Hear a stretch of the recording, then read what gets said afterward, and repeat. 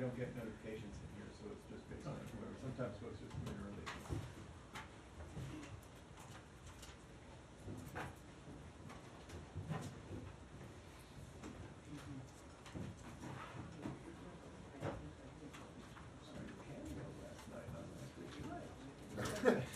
You know, it's full of cemetery somewhere. I had a chance to. It's pretty good. Is it? Yeah. Okay.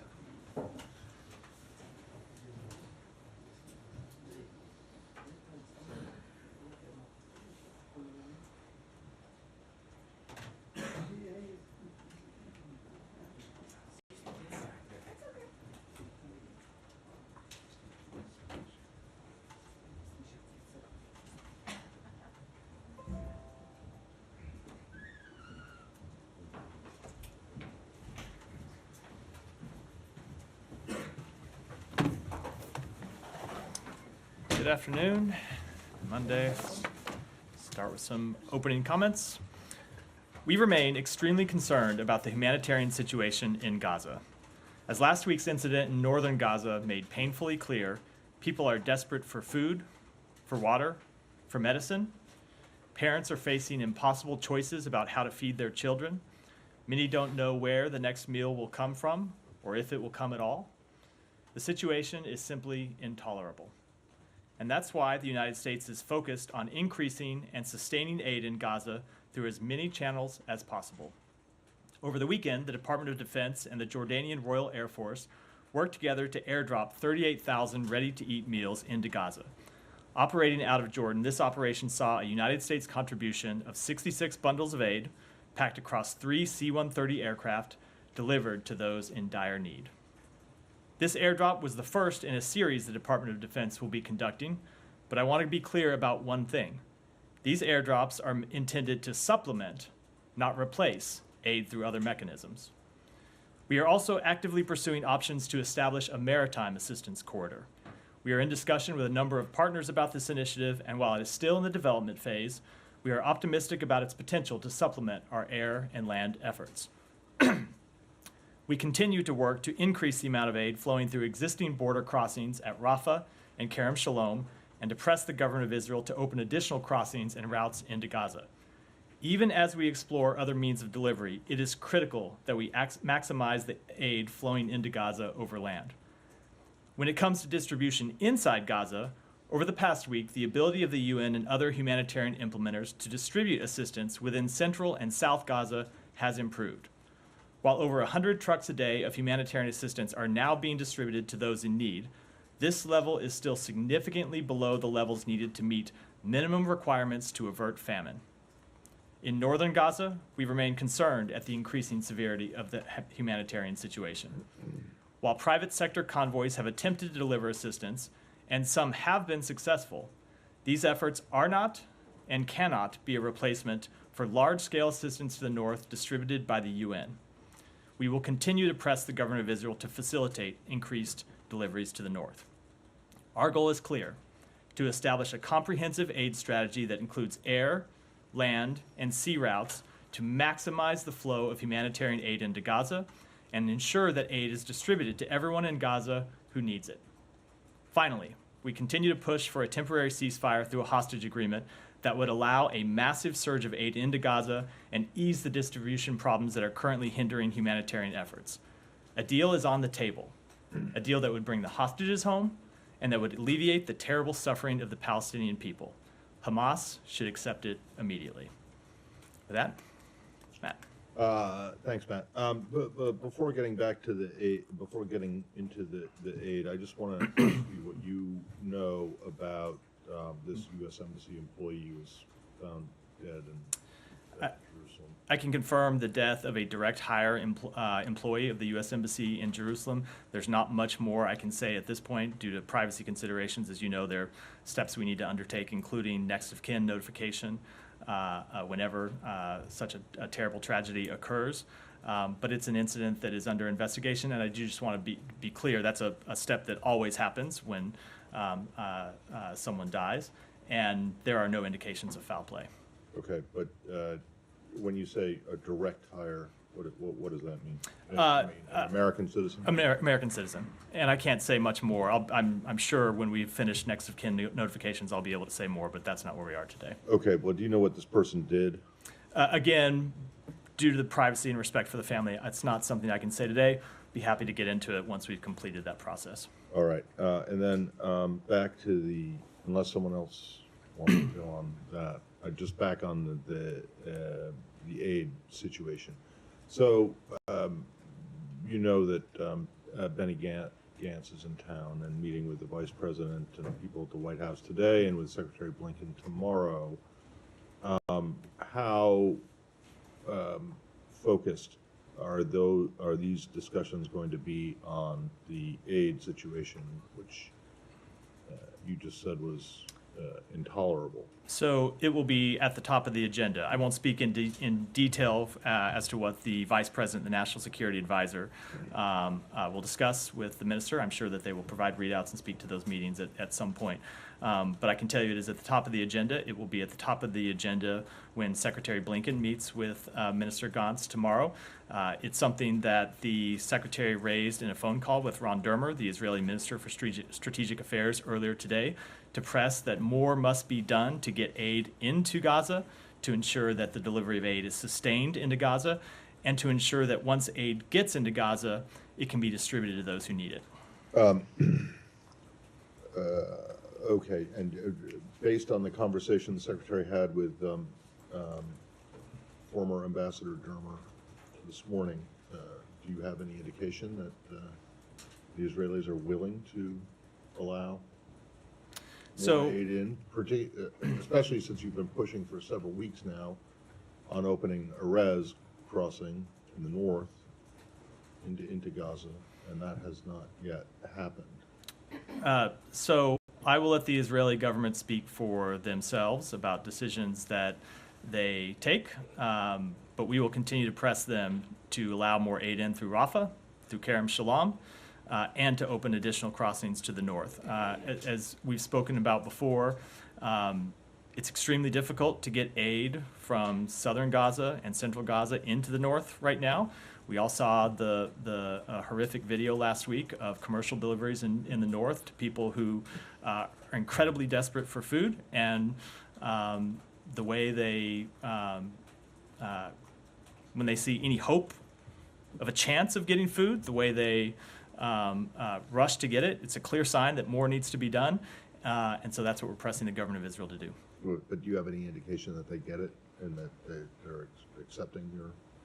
Again, I don't want to speak for them, but it's something we're continuing I'm not to asking you to press. speak for them. I'm asking you to tell me whether, or tell everyone here what, whether or not you think that your arguments are having an impact. It is an issue that we remain incredibly focused on.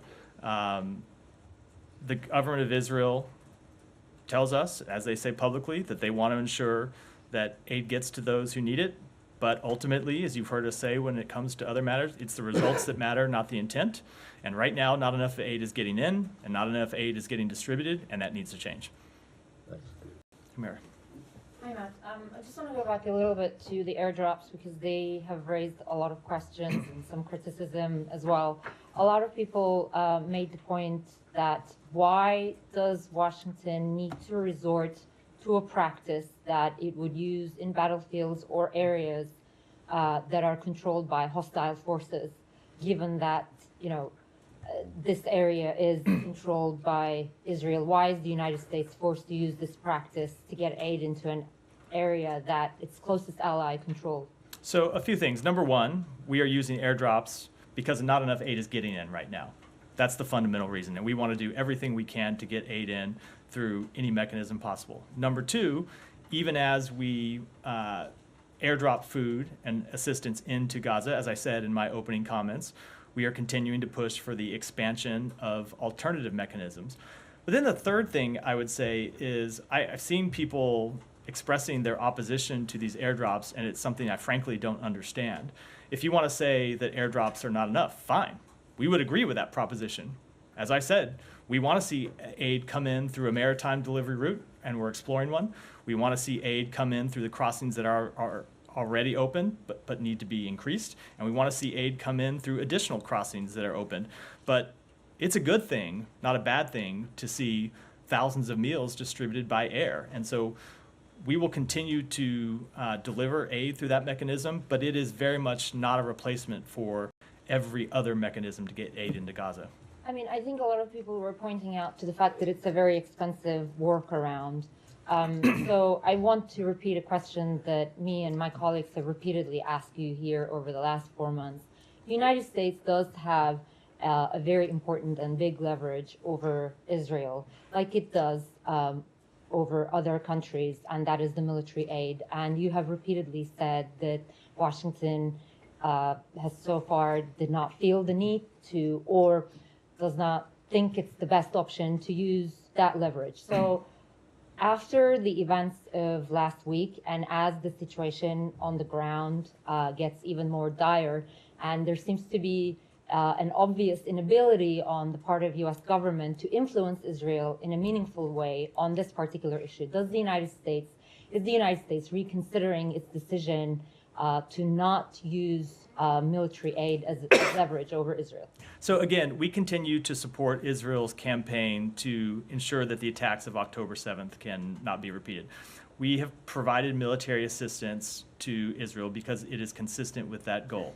The leadership of Hamas that planned and plotted October 7th continue to be at large inside Gaza. They continue to pose a threat to innocent civilians inside Israel. They would relaunch the attacks of October 7th tomorrow, if they had the capability to do so. So we support Israel's legitimate military campaign, consistent with their national humanitarian law, and that's why we continue to support them militarily. At the same time, we are incredibly concerned about the humanitarian situation, and that's why you've seen engagement at the highest levels of this government. And you all have heard this from me before, but it is the engagement by the president, the engagement by the secretary that ensured that Rafah was open in the first place, that ensured that Kerem Shalom was open in the first place, that hopefully is going to ensure another crossing opens in the north. And so it is through that engagement that we have gotten humanitarian assistance in. That is in no way to say that we're satisfied. We are very much not satisfied, and so we're going to build on the record that has proven somewhat successful, but very much needs to be expanded in getting more humanitarian assistance in, and we will engage directly with the Israeli government on that question. So that's a no. It's the answer I just provided. Okay, a couple of other little things on maritime. You said this is in development phase, but so I mean, as much as you can say, there is no port in Gaza. Where is this going to be offloaded? So I can't say very much about it. It's a matter that we are exploring with commercial partners as well as other partners in the region. There are a number of different ways to do it. We're trying to find the most efficient way to get as much aid in as possible. But while we're reviewing that privately, I don't think I should talk to it in detail from here. Is there any consideration that U.S. military would be involved?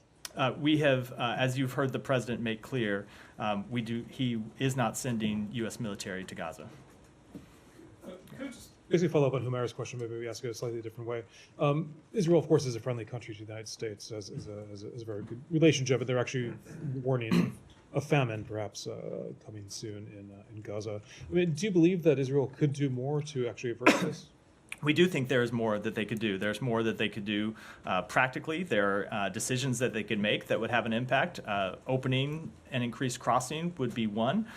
There are practical decisions that they could make with respect to security around the distribution of aid inside Gaza that we have been pressing to them to make. So yes, we very much agree that there is more that they can do and more that they should do. Why do you think they haven't done it? Is there any influence of the U.S.? I will let them speak to their own decision making.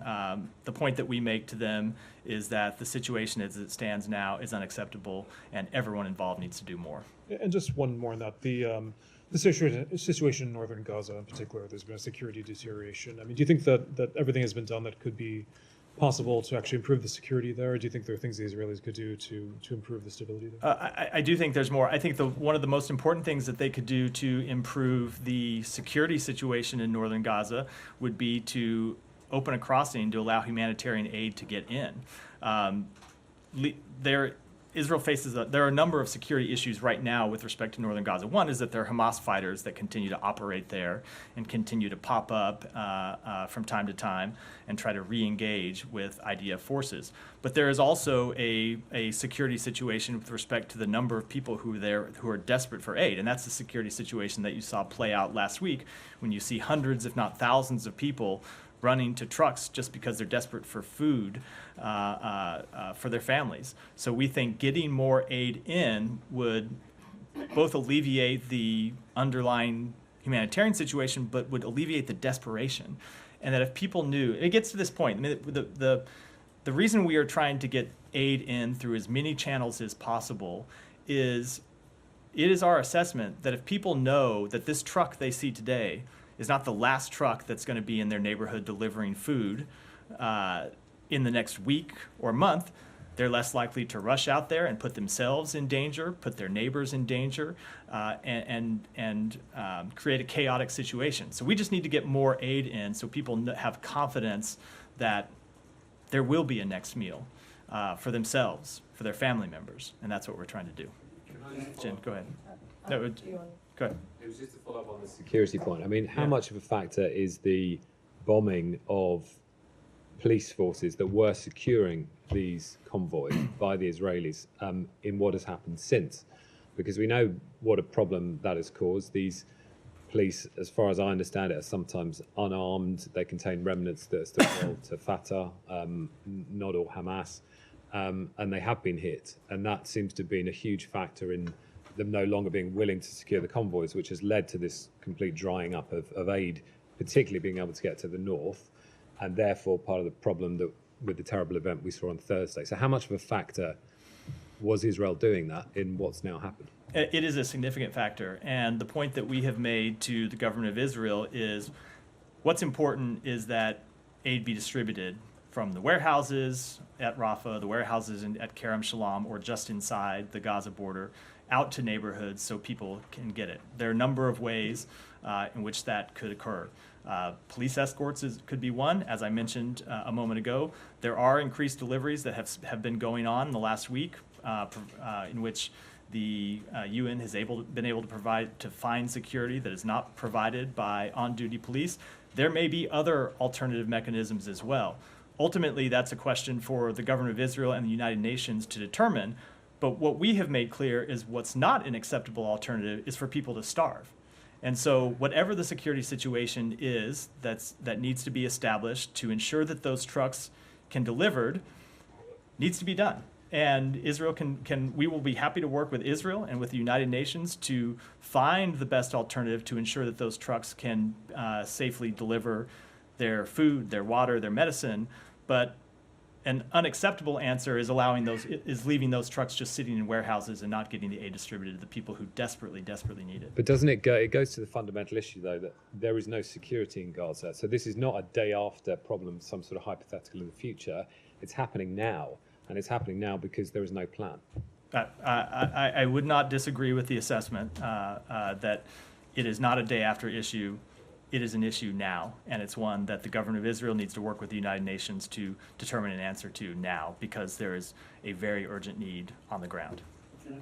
Said, go ahead.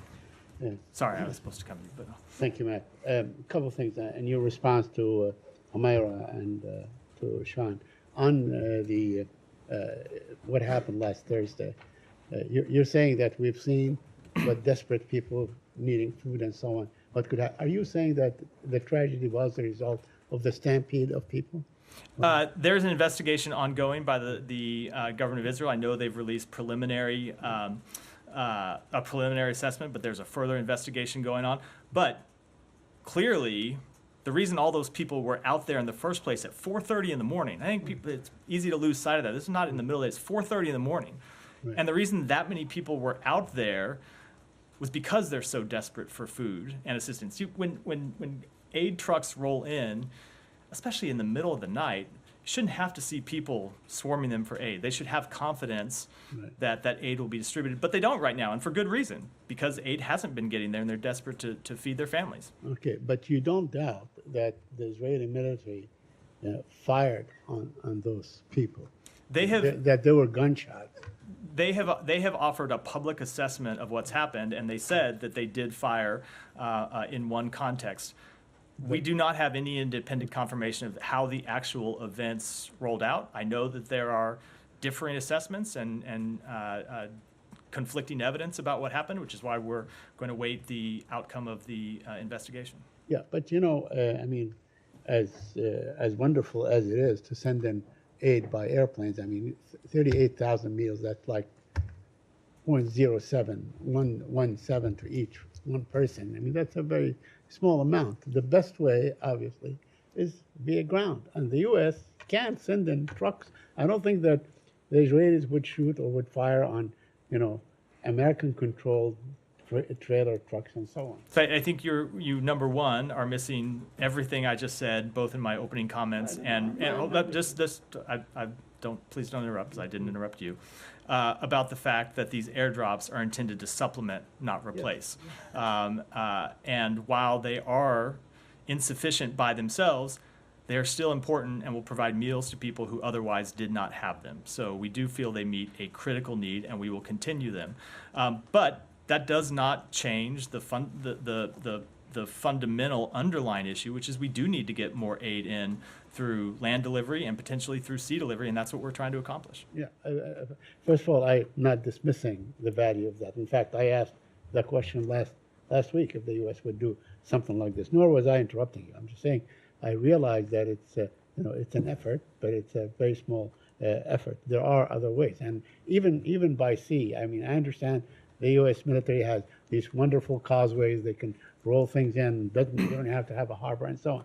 But that is still inefficient. I mean, it's the United States and Egypt and so on. If there is a political decision, to ensure, to basically force Israel to allow trucks in, I believe that they will prevail.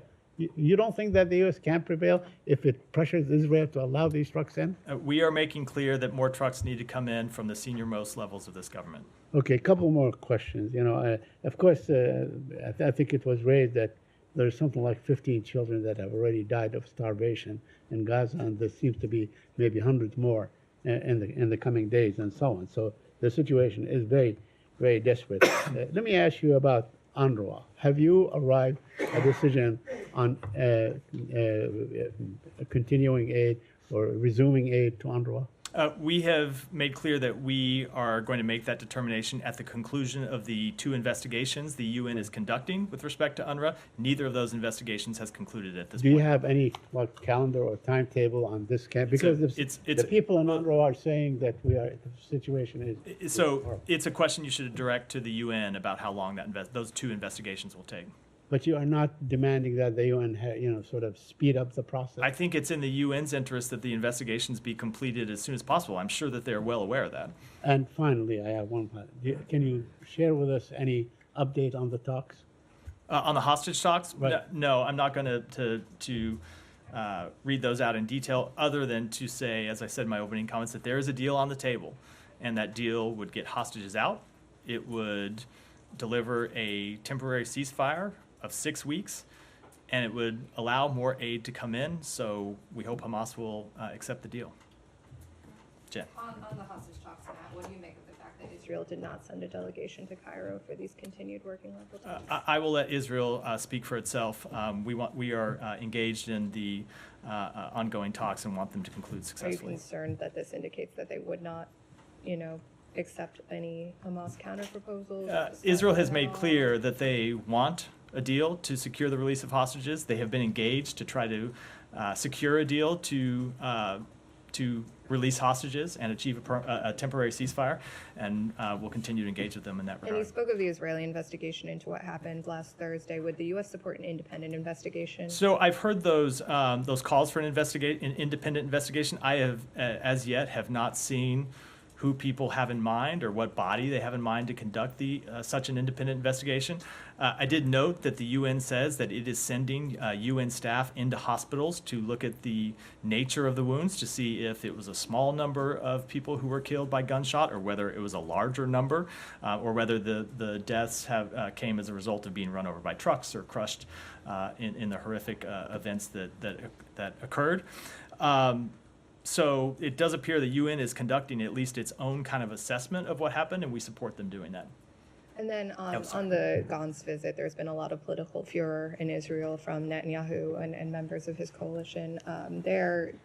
Does the U.S., I guess, can you talk us through why you thought it was still appropriate to meet with Gantz? So Benny Gantz is a member of the War Cabinet, someone with whom the Secretary has engaged in his visits to Israel, someone with whom the Secretary has had one-on-one phone calls on repeated occasions when we're back here in the United States. So what ministers travel to the United States and how they make those decisions and how they coordinate it is ultimately an internal matter for the government of Israel to determine on their own. For our part, we find him an important figure inside the Israeli government to engage with, and given the number of issues that we have currently that we are in discussion with the government of Israel about, including the need to surge humanitarian assistance in, for our purposes, it's an important meeting to have.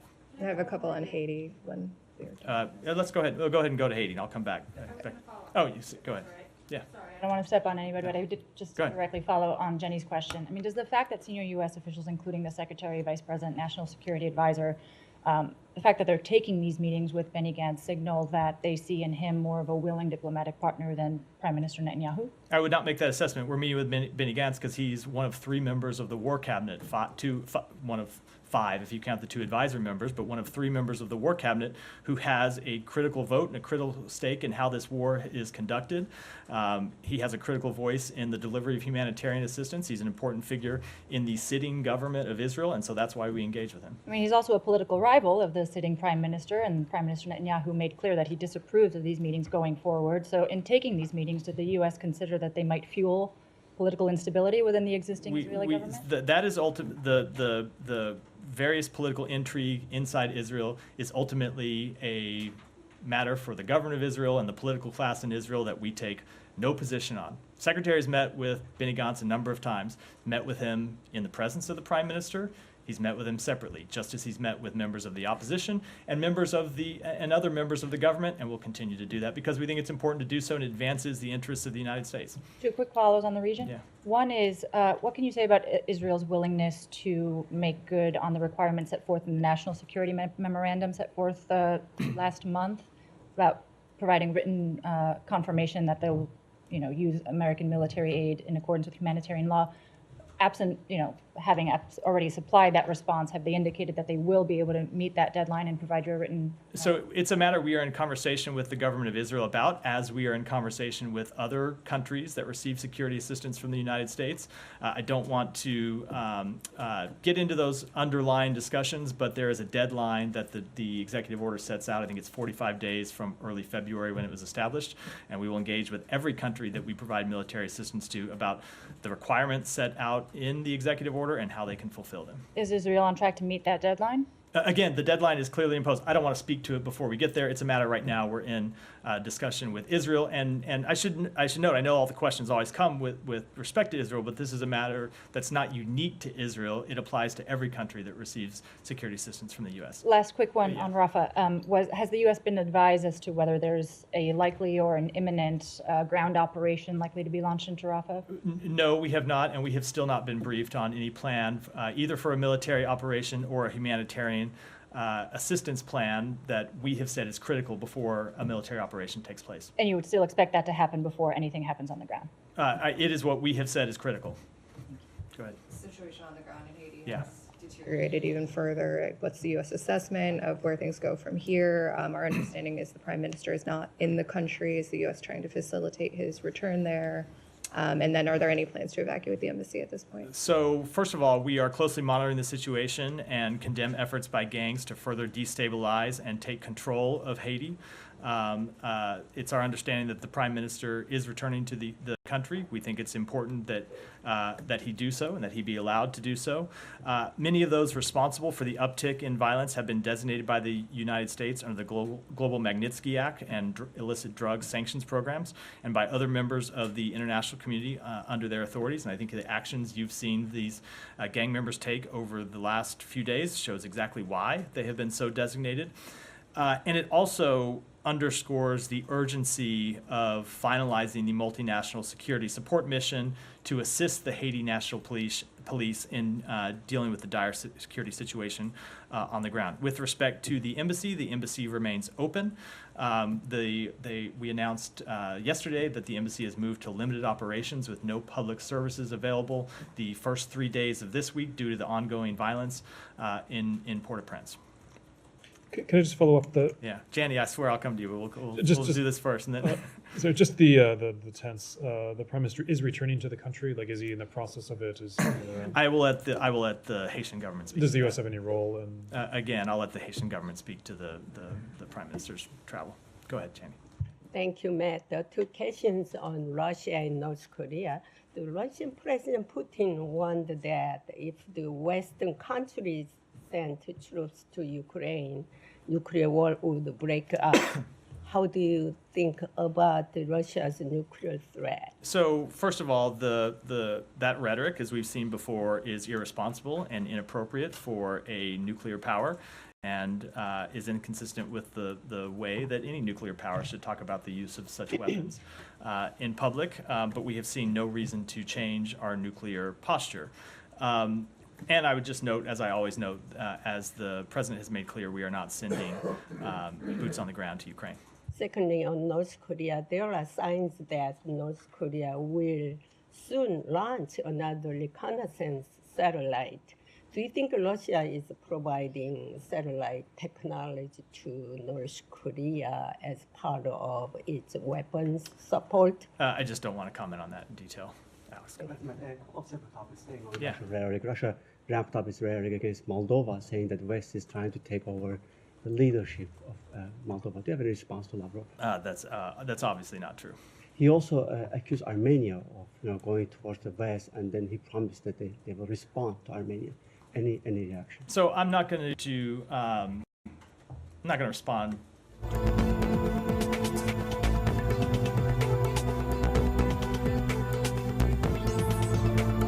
That is destabilizing to the region, and it's why you've seen so many of Russia's neighbors be concerned about threatening rhetoric and threatening actions that the Russian government has shown over and over it is willing to take against its neighbors.